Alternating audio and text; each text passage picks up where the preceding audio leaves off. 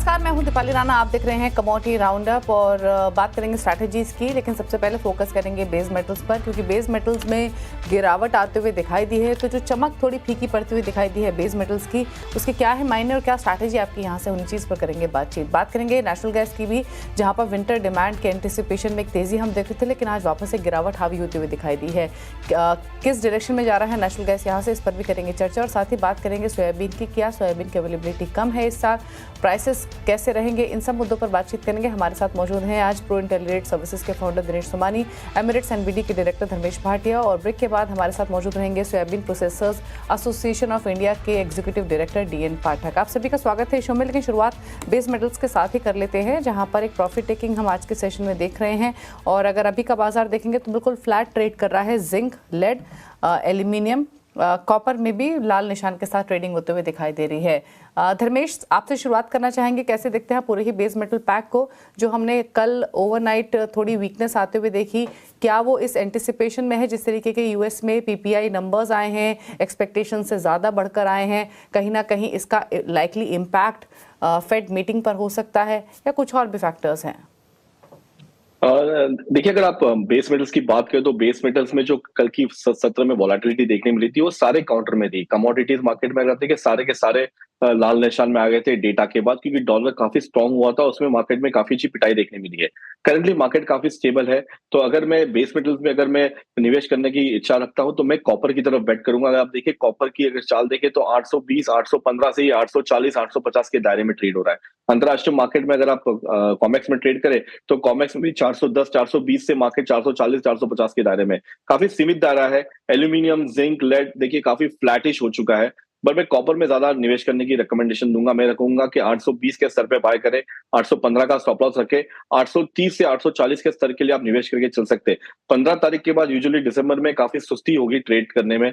और अगर domestic market की बात करें तो मुझे लगता है कि रुपया यहाँ से और वीक हो सकता है, और जो 85 का जो स्तर है वो शीघ्र ही ब्रेक करके आगे की तरफ बढ़ सकता है। नेक्स्ट ईयर के लिए मुझे लगता है कि 87, 88 के टारगेट के लिए आप रुपए के लिए आप होल्ड कर सकते हैं। तो इसकी वजह से डोमेस्टिक मार्केट में ज्यादा गिरावट नहीं आएगी और प्राइस यहाँ से बढ़ सकता है। तो बाय की सलाह रहेगी कॉपर में, और इंट्राडे से लेके एक हफ्ते की अगर पोजीशन रखे तो 10 से 15 रुपए की रैली आपको कॉपर में देखने मिल सकती है। अच्छा धर्मेश, कॉपर में तो आपने तेजी का ट्रेड बताया है 20 के आसपास, लेकिन एल्यूमिनियम पर आपकी राय क्या है? क्योंकि एल्यूमिनियम में हमने इंटरनेशनल मार्केट्स में $800 पर टन तक के हाईज बनते हुए देखे थे, और लगातार पिछले कुछ सत्रों से एल्यूमिनियम के प्राइसेस करेक्ट हुए हैं। कई सारे फैक्टर्स की बात कर रहे हैं। चाइना में प्रोडक्शन वाई बेसिस पर बढ़कर आया है, डिमांड थोड़ी सी हल्की हुई है, और प्राइसेस लगातार चल भी चुके थे, तो पीक से थोड़ी प्रॉफिट टेकिंग भी आई है। एल्यूमिनियम क्योंकि एक हॉट बेस मेटल रहा है रिसेंट टाइम्स में, यहाँ पर आपकी राय क्या है?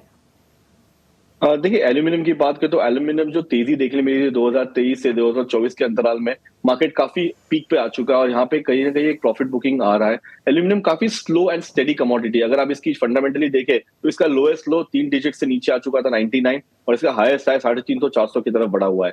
तो फंडामेंटली इसमें अभी भी काफी सपोर्टिव है, और अगर चाइना का जो स्टिमुलस पैकेज कंटिन्यूज आते रहेगा और अगर इंडस्ट्रियल डिमांड बढ़ती है तो एल्यूमिनियम ऐसा काउंटर है जो स्लो एंड स्टेडीली बढ़ सकता है। बॉक्साइड, अगर आप देखिए कोबाल्ट, ये सारे कमोडिटीज काफी सीमित सप्लाई में है, तो इसकी वजह से इसकी डिमांड बढ़ने की वजह से प्राइस में काफी शार्प रैली आ सकती है। और यही आपने देखा है कि specially on the aluminium side जो 200 की कमोडिटी थी वो ऑलमोस्ट 250, 260 तक चली गई थी छोटी अवधि में। तो मैं रेकमेंड करूंगा कि 240 का काफी अच्छा लेवल है, यहाँ पे फिर से निवेश करके चल सकते हैं। 235 का स्टॉप लॉस मेंटेन करें, 250 से लेके 260 के टारगेट के लिए आप यहाँ पे निवेश कर सकते हैं। मैं सलाह दूंगा आप फरवरी, मार्च, अप्रैल कॉन्ट्रैक्ट की तरफ बढ़े, क्योंकि यहाँ पे मार्केट काफी सुस्त हो जाएगा। नेक्स्ट ईयर से फिर से तेजी आने की गुंजाइश है, और अगर चाइना ने सपोर्ट किया तो नो डाउट यहाँ से रैली काफी आ सकती है और 300 के स्तर भी देखने मिल सकते हैं। तो बाय साइड की सलाह रहेगी मेरी एल्यूमिनियम काउंटर में भी। ओके। अच्छा दिनेश जी, आपका आउटलुक क्या है बेस मेटल्स पर, और आपको ट्रेड पिक करेंगे क्या? जी बिल्कुल, कॉपर की अगर मैं बात करूं तो ये डाउन साइड जो 811 से बढ़कर 837 के लेवल के आसपास घुमा था, वहां से करेक्टिव फेज में 820, 822 के आसपास आया है। 818 का एक बहुत बढ़िया सपोर्ट है, एक बेसलाइन डिमांड एरिया है। मुझे लगता है 818, 820 के दायरे में यहाँ से बाइंग दोबारा उभर कर आएगी। दोबारा 831 और 838 के लेवल्स हमें देखने मिल सकते हैं, लेकिन इस बार 813 का स्टॉप लॉस इसमें स्ट्रिक्ट लगाना होगा, क्योंकि ये एक बेसलाइन रेजिस्टेंस जोन था जिसके निकलने के बाद प्राइसेस ने कम से कम 20 रुपए का उछाला लिया था। अगर ये 813 के अंदर क्लोज होता तो मुझे लगता है इसके लॉन्ग से निकल जाना चाहिए। तो कॉपर मुझे लगता है इमर्जिंग मार्केट के लिए सबसे बड़ा स्ट्रॉन्ग काउंटर यही निकल के आ सकता है। ओके चलिए, तो कॉपर पर रखे नजर 822 पर फिलहाल कारोबार करते हुए यहाँ पर खरीदारी का व्यू ही दोनों गेस्ट की तरफ से हमें मिला है। लेकिन चलिए अब बात कर लेते हैं कच्चे तेल की और नेचुरल गैस की। पहले नेचुरल गैस पे धर्मेश का एक कमेंट ले लेते हैं, जहां पर हमने तेजी तो बनती हुई देखी थी विंटर डिमांड के एंटिसिपेशन में। आमतौर पर इस सीजन में बाइंग देखने को मिलती भी है, लेकिन वापस से प्राइसेस हल्के हुए हैं और उतनी तेजी नहीं रही है जितने हमने इससे पहले के सीजन में आते हुए देखी है। बट कैसे देखते हैं आप नेचुरल गैस को इन लेवल से धर्मेश? देखिए, नेचुरल गैस एक सीजनल कमोडिटी है। ठंडी के माहौल में ये काफी स्पाइक अप हो जाता है। और अगर देखिए तो पिछले साल ये 350-400 की कमोडिटी थी, ये साल 300 के इर्द गिर्द घूम रही है। नो डाउट फंडामेंटली काफी फर्म है। और आप देखिए कि लास्ट 15 दिनों में ऑलमोस्ट 20 से 25 रुपए का उछाला प्राइस में देखने मिला है।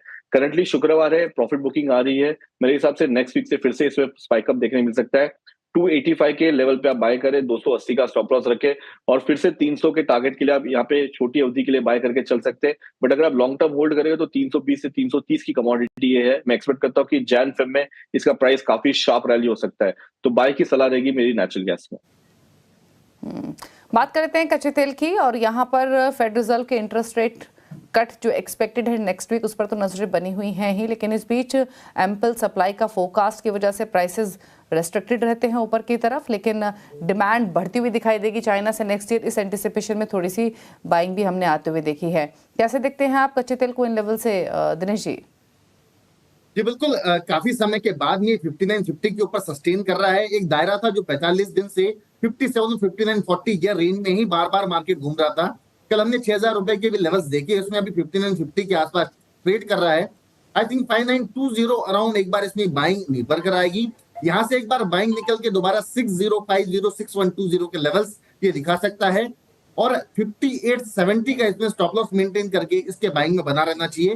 डिमांड साइड कंसर्न बिल्कुल है, लेकिन टेक्निकली स्पीकिंग थोड़ा सा काउंटर स्ट्रॉन्ग निकल कर आया है और मुझे लगता है कि प्राइसेस को सपोर्ट यहाँ से जरूर मिलेगा। फेड की मीटिंग से आप क्या एक्सपेक्ट कर रहे हैं धर्मेश? और जो 25 बेसिस पॉइंट कट की बात हो रही है, वो कट क्या फैक्टर्ड इन कर चुके हैं कमोडिटी मार्केट्स? और दूसरा, गोल्ड प्राइसेस पर मौजूदा लेवल से क्या सजेशन है आपका? फेड की अगर आप देखें तो जो उन्होंने जो डिसीजंस ले रहे हैं, जो चेंजेस आ रहे हैं, एंटिसिपेशन के चांसेस काफी स्लो हो चुके हैं। जो पहले एंटिसिपेट था कि मार्केट में काफी स्टीप कट होंगे, वो काफी स्लो हो चुके हैं। उस कारणवश आप देखिए कि नेक्स्ट ईयर के लिए उन्होंने काफी बफर रखा हुआ है। नो डाउट इंटरेस्ट रेट कम होनी है और प्राइस अराउंड 2.5 से 2% तक आने की गुंजाइश है 1 या 1.5 साल के अंतराल में, जो अभी 4% पे अगर आप देखिए चल रहा है। तो टी बिल्स में भी काफी प्रेशर देखने मिला है, बॉन्ड यील्ड्स में काफी अच्छी रैली आ चुकी है। तो मेरे हिसाब से अभी जो मार्केट में जो तेजी आएगी 2025 की, वो होगी इक्विटी मार्केट और commodity market, specially on the gold side. तो मैं अभी भी एक्सपेक्ट करता हूं कि बुलिशनेस दोनों साइड में रहेगा। बट एंटिसिपेट करिए कि जो 2024 की जो रैली सोने में देखने मिली थी 20-25% की, वो उतनी नहीं होगी, स्लो होगी। मेरे हिसाब से अराउंड 2 डिजिट में आपको देखने मिल सकता है। बट मैं अभी भी काफी बुलिश हूँ सोने में। $2700 के स्तर कंटिन्यूसली मार्केट इर्द गिर्द घूम रहा है। मैं एंटिसिपेट करता हूँ कि $2800 से $2900 में भी $3000 की भी रैली आपको प्राइस में देखने मिल सकती है अगर फर्स्ट क्वार्टर में या सेकंड क्वार्टर में शार्प डिक्लाइन हुआ। डोमेस्टिक मार्केट की बात करें तो मुझे लगता है कि यहाँ से अराउंड 1000 से 1500 की रैली आपको फर्स्ट से 2 क्वार्टर में देखने मिल सकती है। पोजिशनली फिर से अगर रुपया वीक होता है, क्योंकि रुपया एंटिसिपेशन काफी वीकनेस है, तो डोमेस्टिक मार्केट में दिवाली तक 80,000 के स्तर देखने मिल सकते हैं। तो बाय साइड में मेरी कोशिश रहेगी कि क्लाइंटों को निवेश करने के लिए कि यहाँ पे डिप पे बाय करके चले, यहाँ पे मंदी ना करें, क्योंकि ये सिंपल लॉजिक है कि जब भी इंटरेस्ट रेट घटेगा कमोडिटी मार्केट में अच्छी खासी तेजी आने की गुंजाइश है। तो बाय साइड में रहे तो अच्छा रहेगा, मुनाफा रहेगा। धर्मेश, आपने ऑन डेप्स खरीदारी की सलाह दी। सपोर्ट नीचे की तरफ गोल्ड में आप कहाँ देख रहे हैं? मतलब कोई ऐसा लेवल जहां आप मानते हैं कि शायद इसके नीचे प्राइसेस स्लिप नहीं होंगे? अगर आप पोजिशनली देखें तो मुझे लगता है कि 76,000 के नीचे मार्केट स्लिप नहीं होना चाहिए। मार्केट ये लेवल से 3-4 बार पलट चुका है और फिर से 80,000 की तरफ बढ़ रहा है। इंट्राडे प्रोस्पेक्टिव से मुझे लगता है कि 77,700 का स्टॉप लॉस से आप करंट लेवल पे भी बाय कर सकते हैं और 78,300, 78,400 के टारगेट के लिए आप होल्ड कर सकते हैं। बट लंबी अवधि 6 महीने की अगर अंतराल करें तो यहाँ से एटलीस्ट 1500 से 2000 की रैली आपको करंट लेवल से देखने मिल सकती है। ओके, अच्छा, क्विकली एक राय धर्मेश, सिल्वर पर भी ज्यादातर एक्सपर्ट्स मानते हैं अगले साल सिल्वर गोल्ड का आउट परफॉर्म करेगा। आपकी राय क्या है? देखिए, चांदी कंटिन्यूसली $30 का स्तर मेंटेन कर रहा है, $30 से $32 के दायरे में ट्रेड हो रहा है। मार्च कॉन्ट्रैक्ट काफी कॉन्टैंगो में, इसका मतलब है कि काफी सुपर बुलिशनेस है। और अगर स्टिमुलस पैकेज आता है तो सिंस इंडस्ट्रियल डिमांड भी बढ़ सकती है, जो चांदी 50% बेस मेटल कैटेगरी में आती है, तो यहाँ पे काफी अच्छा छलांग प्राइस में देखने मिल सकता है। मैं एंटिसिपेट करता हूँ कि इंट्राडे प्रोस्पेक्टिव से अराउंड 94,000 के पोजीशंस आप ले सकते हैं 1 या 2 हफ्ते के लिए। स्टॉप लॉस रहेगा 91,500 का, बट अगर लंबी अवधि अराउंड आप 6 महीने के अंतराल में होल्ड करना चाहते हैं तो ₹1,00,000 के स्तर आपको फिर से देखने मिल सकते हैं चांदी में। तो बाय की सलाह रहेगी जब तक प्राइस 90,000 के ऊपर टिका हुआ है। टेक्निकली फंडामेंटली चांदी काफी बुलिश है। ओके, चलिए, तो ये राय रही आपके लिए सोने और चांदी दोनों पर और बाकी कमोडिटीज पर भी। धर्मेश, शुक्रिया शो में आने के लिए। देर सामान्य हमारे साथ बने रहेंगे। रुक रहे हैं एक ब्रेक के लिए। ब्रेक के उस पार एग्री कमोडिटीज पर करेंगे फोकस और खासतौर से चर्चा करेंगे सोयाबीन की। मिस्टर DN पाठक हमारे साथ मौजूद रहेंगे। जल्द वापस आते हैं छोटे से ब्रेक के बाद।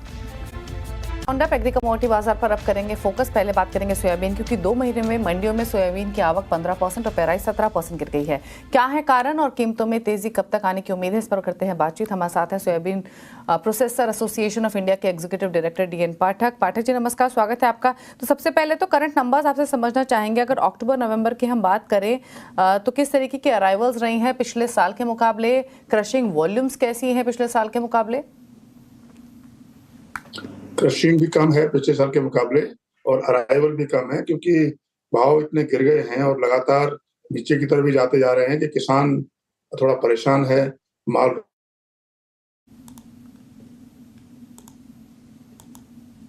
जी, चलिए मिस्टर पाठक से रिकनेक्ट करेंगे, तब उनकी बात को समझने की कोशिश करेंगे। लेकिन सोयाबीन के जो अराइवल्स हैं वो अक्टूबर नवंबर में 15% डिप हुए हैं। 2-3 इंपॉर्टेंट रीज़न इसके पीछे माने जा रहे हैं। पहला तो ये कि जो प्राइसेस हैं वो लगातार बेयरिश रहे हैं, प्लस ग्लोबल सप्लाईज भी हायर साइड पर हैं, जिसके कारण यहाँ पर अराइवल्स में कमी आते हुए दिखाई दी है। इनफैक्ट अगर आप प्राइसेस देखेंगे तो जो प्रेजेंटली जो प्राइसेस हैं वो 4,200 के आसपास ट्रेड करते हुए दिखाई दे रहे हैं, यानी जो इनका सोयाबीन का जो मिनिमम सपोर्ट प्राइस है MSP उसके नीचे भी स्लिप हो चुके हैं, क्योंकि जो MSP तय किया हुआ है वो 4,992 के आसपास का, यानी 4,892 रुपीज़ पर क्विंटल के आसपास का है, और उससे लगभग 600 रुपये नीचे प्राइसेस कारोबार कर रहे हैं MSP के भी। दिनेश सोमानी भी हमारे साथ बने हुए। दिनेश जी, इनफैक्ट अभी मिस्टर पाठक जुड़ेंगे तब बातचीत करेंगे, लेकिन आपसे समझना चाहेंगे सोयाबीन के प्राइसेस बेयरिश हैं, ग्लोबल सप्लाईज हायर साइड पर हैं, और कहीं ना कहीं आशंका तो ये भी जताई जा रही है कि जो ग्रोवर्स हैं वो अपने स्टॉक को अभी होल्ड कर रहे हैं, मार्केट में नहीं दे रहे हैं, इस एंटिसिपेशन में कि शायद प्राइसेस थोड़े से बेहतर हो तब वो दिन ताकि नुकसान ना हो, क्योंकि MSP के भी नीचे प्राइसेस आ चुके हैं। आपका क्या व्यू है इस खबर पर? जी बिल्कुल दीपाली जी, 4,892 की MSP है और 4,200-4,300 की प्लांट के रेट बिक रहे हैं, तो ऑलमोस्ट 600 रुपया नीचे चल रहा है ट्रेड से। तो मुझे लगता है कि किसानों ने इसी चक्कर में प्राइसेस को रोक रखा है, क्योंकि इसकी जो कॉस्टिंग है ये काफी ज्यादा आती है और उसके मुकाबले मंडियों में इनको प्राइसेस नहीं मिल रहा है। और इसका मुख्य कारण जो है ये इंटरनेशनल प्राइसेस भी, अगर हम सीबॉट के देखते हैं तो $992 के अराउंड ट्रेड कर रहे हैं, सोया मील भी $290 के अराउंड ट्रेड कर रही है। तो मुझे लगता है कि जब तक इंटरनेशनल मार्केट में तेजी नहीं आती, हमारे यहाँ DOC का एक्सपोर्ट अत्यधिक मात्रा में नहीं होता, यहाँ पर तेजी आने की संभावना थोड़ी सी कम नजर आती है। सरसों में भी यहाँ पर थोड़ा सा जो रुख है ये डाउन साइड ही दिख रहा है अभी हाल फिलहाल। और तेल में भी जो इंटरनेशनल सीबोट मार्केट था जो $46-47 गया था, वो दोबारा लौट के $42-43 के आसपास आ गया। तो ओवरऑल एक मंदी का रुझान ही छाया हुआ है और इसी के चलते में डोमेस्टिक प्राइसेस में बढ़ने में इजाफा में दिक्कत हो रही है। बट मुझे लगता है कि यहाँ कहीं ना कहीं प्राइसेस थोड़ी सी स्टेबलाइज होनी चाहिए। बहुत बड़ी तेजी आने की संभावना तो नहीं लगती है, लेकिन यहाँ से 200 से $250 रुपए प्राइसेस एक बार बढ़ने की पूरी आशंका लगती है। मिस्टर पाठक हमारे साथ फोन लाइन से कनेक्टेड हैं। पाठक साहब, आप बता रहे थे क्यों ये अराइवल्स में कमी देखने को मिली है, तो आपसे 2-3 चीज़ें यहाँ पर समझना चाहेंगे। पहला तो ये तो आपने बताया कि अराइवल्स भी कम है, क्रशिंग वॉल्यूम से पिछले साल के मुकाबले कम है, लेकिन ये सिर्फ बियरिश प्राइसेस का ही इम्पैक्ट है या फिर ग्लोबल सप्लाईज भी हायर साइड पर हैं? और प्लस जो रिपोर्ट्स हैं कि किसान स्टॉक रख रहे हैं अपने पास, मंडियों में नहीं लेकर आ रहे हैं, एंटिसिपेशन में कि शायद भाव तब बढ़ेगा तब लेकर आएँ, इस तरीके की स्थिति देखने को मिल रही है क्या? एक्चुअली तीनों चीजें सही हैं थोड़ी थोड़ी। एक तो globally there is certainly a glut, सब चीज की प्राइसेस जो हैं वो प्रोडक्शन ज्यादा है, सप्लाई ज्यादा है। ऑयल में भी ऐसा ही है, मील में भी यही हाल है। मील की बात $320-325 FOB अर्जेंटीना की मील बिक रहा है, तो अपना मील तो इस कीमत में हम एक्सपोर्ट कर नहीं सकते। किसान भी रोक के रख रहा है कि इस उम्मीद में कि शायद कुछ भाव बढ़ेगा। हालांकि सरकारी खरीदी चालू है, लेकिन वो बहुत धीरे धीरे है, उनका पैसा शायद देर में आता है, तो किसान वहाँ बहुत ज्यादा जा नहीं रहा है। और ऑब्वियसली मीट की डिमांड इंडिया में DDGS की वजह से भी कम है, जो कि एक बहुत बड़ा फैक्टर है, इंडस्ट्री को बुरी तरह अफेक्ट कर रहा है। हालांकि DDGS का यूज अभी 4-5% ही है, लेकिन आगे का डर लग रहा है कि ये बढ़ेगा तो सोयाबीन मील की डिमांड का क्या होगा। ये 3-4 फैक्टर हैं। मील की डिमांड का मैं इंटरनेशनली बहुत ओवर सप्लाई है, डिमांड सप्लाई ज़्यादा है और किसान ने माल अभी रोक के रखा हुआ है। अच्छा मिस्टर पाठक, फिर भाव तो उम्मीद करें थोड़ा सा सुधरेंगे। फिलहाल तो एमएसपी से लगभग 600 रुपये नीचे ट्रेड कर रहे हैं, 600 रुपये से ज़्यादा ही है इनफैक्ट। उम्मीद करें थोड़ा सा सपोर्ट यहाँ पर आते हुए दिखाई देगा। और एक चीज़ और, कुछ अंदाज़ा कि किसान अभी कितना स्टॉक होल्ड रखे हुए हैं? किसान कितना ये कहना मुश्किल, मुझे लगता है पिछले शुरू के 3 महीने में करीब 50 लाख टन जो है वो मार्केट में आ जाना चाहिए। 34 अभी आ चुका है और 15-16 शायद दिसंबर में आएगा तो 50, और टोटल फसल 125 लाख टन है। मुझे लगता है किसान काफी माल होल्ड की 30-40% अभी किसान के पास है। बाकी कुछ स्टॉकिस्ट के पास भी होगा, थोड़ा बहुत प्लांट्स के पास भी है, तो माल होल्ड करके रखा। और जहां तक प्राइस बढ़ने की उम्मीद का सवाल है, मैं नॉर्मली प्राइस पे कमेंट नहीं करता हूं, लेकिन मुझे कहीं कुछ ऐसा दिख नहीं रहा आते हुए जिससे प्राइस को सपोर्ट मिले। अगर कोई सेंटिमेंटली कुछ हो तो अलग बात है। ग्लोबली और किसी तरह से भी मुझे दिखता नहीं है कि प्राइस को सपोर्ट कहाँ से मिलेगी। मैं यही कह सकता हूँ। ओके, चलिए शुक्रिया मिस्टर पाठक बातचीत करने के लिए और बताने के लिए क्या स्थिति फिलहाल बनी हुई है। 34 लाख टन की अराइवल हुई है दिसंबर में और अराइवल होने की एक्सपेक्टेशंस है, लेकिन अनुमान यही है कि लगभग 30-40% स्टॉक अभी भी किसान होल्ड कर रहे हैं क्योंकि प्राइसेस एमएसपी से काफ़ी नीचे स्लिप हो चुके हैं। डिमांड वीक है, ग्लोबल सप्लाईज हायर साइड पर हैं और यही कारण है कि भाव एमएसपी से 600-700 रुपये नीचे कारोबार करते हुए दिखाई दे रहे हैं। तो बियरिश प्राइसेस की वजह से ये इम्पैक्ट आते हुए दिखाई दिया है। चलिए शुक्रिया दिनेश जी आपका भी शो में आने के लिए और कोई कमेंट सोयाबीन की खबर पर और बाकी स्ट्रैटेजीज पर देने के लिए। इसी के साथ एक ब्रेक इस पर आप लेकर आते हैं फ्यूचर एक्सप्रेस। नमस्कार।